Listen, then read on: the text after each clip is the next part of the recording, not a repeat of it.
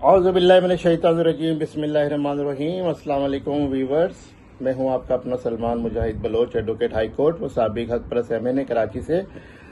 मेरे पाकिस्तानियों, मैं आज पाकिस्तान के बेटों का, पाकिस्तान के बच्चों का जो कि सोमालिया के बहरी कज़ाकों के कब्ज़े में, उनका मुकदमा आपके सामने पेश करने जा रहा हूं। और ये मामला जो है 21 अप्रैल 2026 से अब तक इल्तवा का शिकार है। और अब तो ये मामला जो है मीडिया की खबरों से भी हट चुका है। शुरू में तो आता रहा, फैमिली से भी मुलाकातें होती रहीं। इसमें जो है वो हमारी पाकिस्तान की वजारत खारजा का जो किरदार है, जो कि बुनियादी किरदार पाकिस्तान की फॉरेन ऑफिस का बनता है, वो हमें कहीं नजर नहीं आ रहा, बल्कि बिल्कुल ही नील नजर आ रहा है कि उनकी तरफ से कोई भी किसी भी किस्म की कोशिश हमें नजर नहीं आ रही। ना उसकी कोई खबर आ रही है, ना कोई मीडिया पे उसका प्रचार हो रहा है। अच्छा, मैं आपको बताता चलूं कि टोटल जो है वो 11 पाकिस्तानी हैं जो बहरी कज़ाकों के कब्जे में हैं, लेकिन उनमें से 6 बच्चे, 6 लड़के, 6 लोग जो है वो कराची के हैं और 5 जो है वो दीगर पाकिस्तान के दीगर इलाकों के या केपीके के हैं, लेकिन वो भी पाकिस्तानी, उनके लिए भी हमें आवाज़ उठानी है। खास करके जो कराची के लोग हैं, उनकी फैमिलीज बहुत परेशान हैं। उनके माँ बाप, उनके वालदेन, उनके बेगमात, उनके बच्चे, उनकी बहनें, उनके भाई जो है वो ना सो पा रहे हैं ठीक से, ना जी पा रहे हैं ठीक से, ना खा पा रहे हैं ठीक से, ना आराम कर पा रहे हैं, बल्कि वो परेशान है कि अब होगा क्या।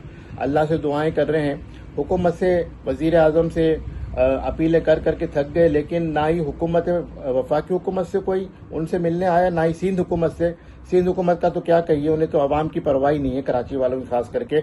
ना ही कोई उनकी तरफ से कोई रिस्पॉन्स आया, ना ही कोई उनकी तरफ से मदद आई, ना ही कोई उनकी तरफ से ऐलान हुआ। और दोनों वफाकी हुकूमत और सूबाई हुकूमतों ने जो है वो बेइज्जती का मुजाहरा किया है। अब खानदान पे बिजलियां बन के गिर रही हैं, गुजर रही हैं, जैसे जैसे दिन गुजर रहे हैं, रात गुजर रहे हैं। क्योंकि जो आखिरी मैसेजेस आए थे उनमें से किसी एक दो लड़कों के या लोगों के कि बस ये हमारा आखिरी मैसेज है, आपको ये हमें ले जाके मार देंगे, इस किस्म की बातें हुई थी। तो मैं ये समझता हूं कि सोमालिया में जो बहरी कज़ाकों ने जो पानी के जहाज पे कब्जा किया है, उसमें जो है वो इंडोनेशिया के लोग भी शामिल थे, लेकिन उन्होंने जो है वो बहरी कज़ाकों ने इंडोनेशिया की हुकूमत को, फॉरेन ऑफिस को ईमेल्स की और उन्होंने उनसे राब्ता किया और उन्होंने जो है वो उनकी डिमांड को तस्लीम करते हुए अपने इंडोनेशिया ने अपने लोगों को उनसे आज़ाद करवा लिया है। लेकिन अब तक हम पाकिस्तानी, हमारी हुकूमत, वफाकी हुकूमत या वफाकी वज़रा या वज़ीर आज़म या सिंध हुकूमत से ना वज़ीर आला, ना गवर्नर, किसी को परवाही नहीं है, ना कोई इसके ऊपर कोई बात कर रहा है, ना कोई बयान। अब तो मीडिया भी खामोश हो गया इस हवाले से। अब जो है सबसे बड़ी बात इसमें, इनिशियल बात यह, बुनियादी बात यह कि जो कज़ाकों का जो मुतालबा है वो रकम नहीं है, वो पैसे नहीं मांग रहे। वो इस दफा जो है मेडिसिन मांग रहे हैं, अद्वियात मांग रहे हैं, पिल्स मांग रहे हैं, टैबलेट्स मांग रहे हैं, लेकिन वो भी जो है वो करोड़ों अरबों रुपए में की अद्वियात मांग रहे हैं। इसलिए बहरी कज़ाकों ने खुद ये बताया है फैमिली को भी और अंसार बन्नी साहब को भी, कोटेड और अनकोटेड, कि हमने जो है पाकिस्तान की वजारत खारजा को, फॉरेन ऑफिस को जो ईमेल्स किए हैं, ईमेल्स, लेकिन हमें अब तक वजारत खारजा की जानिब से एक ईमेल का जवाब नहीं मिला। क्या बेहिसी है, इतना पैथेटिक बिहेवियर कि कराची के लोग वहां पे फंसे हुए हैं जिंदगी मौत की कश्मकश में। अब 21 अप्रैल से आज जो है वो 12 मई होने वाली है 12 बजे के बाद। तो आप अंदाजा कर लें कितने दिन हो गए, 20 दिन से ज्यादा गुजर गए। अब वो जिंदा है, मुर्दा है, किसी को नहीं पता, लेकिन परवाह किसको है यहाँ पे।